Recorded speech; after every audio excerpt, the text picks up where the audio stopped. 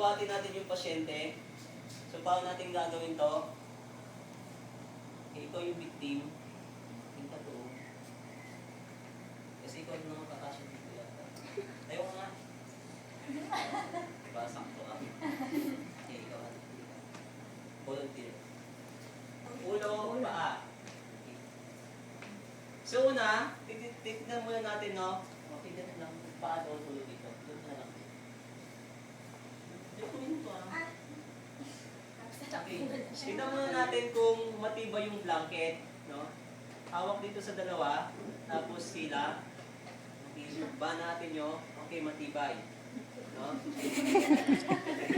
Ngayon, dahil nandiyan yung pasyente, ang tupi natin, tutupiin natin siya ng ganito. Okay, so, nahati yung kumot sa dalawa. Okay, kunin yung kalahati ng kalahati. 3/4 ba yan? Kunin yung kalahati ng kalahati, tupi. Kunin yung isa, okay, tupi. Tapos yung isa, tupi. Okay, ganito yung gagawin natin dito sa kabilang side.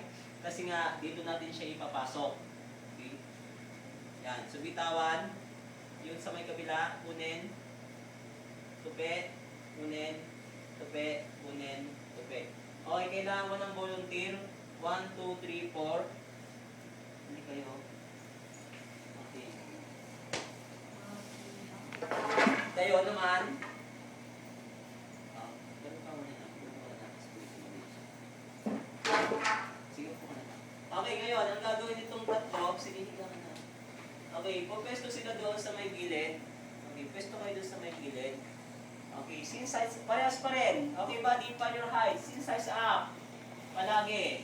Okay. Yan. Kneel. Okay, ready to kneel? Okay, sige, kneel. Okay. Nakikita nyo, hindi nyo makita dyan. Dito na lang kayo. Huwag kayo huwag kayong dadan sa may head part ng vision.